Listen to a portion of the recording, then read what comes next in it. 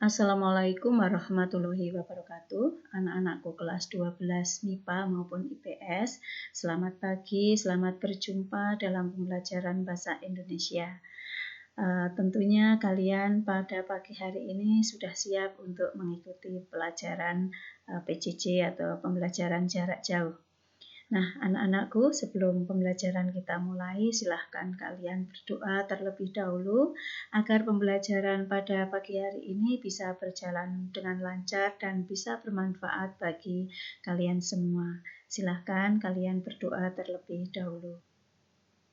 Baiklah anak-anakku, pada kesempatan ini kita akan belajar tentang menganalisis kebahasaan kritik dan esai.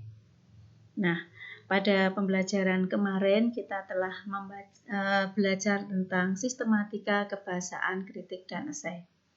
Pembelajaran tentang menganalisis kebahasaan kritik dan esai ini tujuannya nanti kalian bisa menganalisis kebahasaan kritik dan esai pada contoh yang ada di dalam buku. Baiklah anak-anakku, kita lanjut.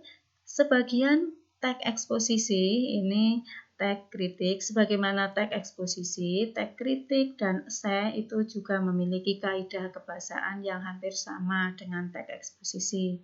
Tentu kalian masih ingat teks eksposisi itu apa, di kelas 10 sudah dijelaskan baik oleh Bu Furika maupun Bu Husnul. Nah, kebahasaan di sini yang ada di dalam teks kritik maupun esai yang pertama adalah banyak menggunakan pernyataan-pernyataan persuasif. Apa itu pernyataan persuasif? Pernyataan persuasif adalah membujuk secara halus agar pembaca merasa yakin. Contoh, oleh karena itu, berhadapan dengan novel model ini, kita atau pembaca mesti memulainya tanpa prasangka dan menghindar dari jejalan pikiran yang berpretensi pada sejumlah horizon harapan. Bukankah banyak pula novel kanon yang peristiwa-peristiwa awalnya dibangun melalui narasi yang lambat? Nah, di sini ada persuasifnya, pernyataan persuasif kita lihat. Oleh karena itu, berhadapan dengan novel model ini, kita atau pembaca mesti memulainya tanpa prasangka. Di sini kita dibujuk untuk memulai tanpa prasangka. Yang kedua, rangkaian kalimat panjang yang melelahkan itu diolah dalam kemasan yang lain sehingga sebagai alat untuk membangun peristiwa. Wujudlah rangkai peristiwa dalam kalimat-kalimat yang tidak menjalar jauh berkepanjangan ke sana kemari, tetapi cukup dengan menghadirkan 2-4 peristiwa berikut sebagai macam latarnya. Nah, di sini ada bujukan-bujukan persuasif, meyakinkan. Di sini dari kalimat-kalimat yang panjang itu dirangkai menjadi cukup dengan menghadirkan 2-4 peristiwa. Jadi ini kita merasa yakin. Yang kedua, banyak menggunakan pernyataan yang menyatakan fakta. Masih ingat ya pada saat kita belajar tentang artikel, ini banyak yang fakta-fakta yang ada di sana. Fakta itu sesuatu yang bisa diuji kebenarannya. Di sini ada contohnya pada ikrar sumpah pemuda. Ikrar sumpah pemuda pada sumpah pemuda itu jelas-jelas ada, sehingga ini merupakan fakta. Yang ketiga, banyak menggunakan pernyataan atau ungkapan yang bersifat menilai atau mengomentari.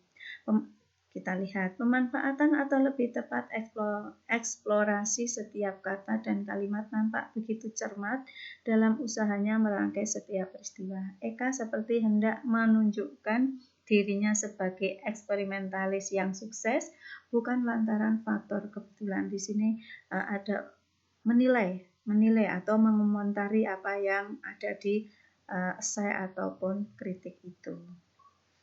Berikutnya yang keempat, banyak menggunakan istilah teknis yang berkaitan dengan topik yang dibahasnya. Topik, contoh teks kritik adalah novel dan istilah-istilah yang digunakan juga berkaitan dengan novel. Misalnya Nah, di sini istilah teknis dalam novel misalnya ada anator, antologi, eksplorasi, eksperimentasi, mitos, biografi, dan alur. Masih banyak ya yang istilah-istilah dalam novel, ada setting, ada sudut pandang, dan sebagainya. Topik pada teks essay.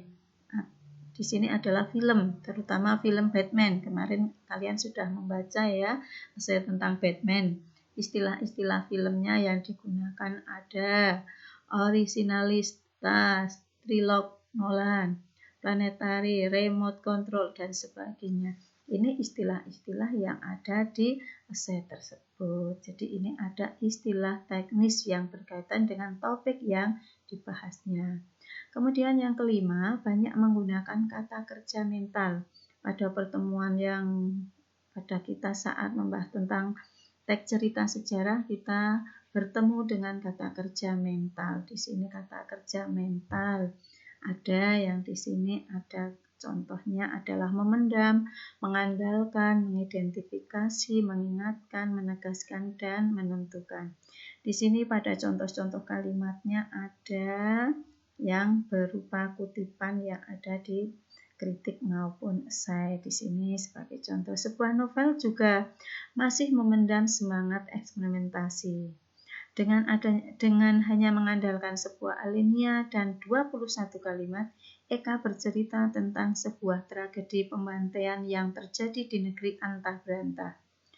Yang C, kadangkala muncul di sana-sini pola kalimat yang mengingatkan kita pada style penulis Melayu Tionghoa. Dan masih ada ini sampai F.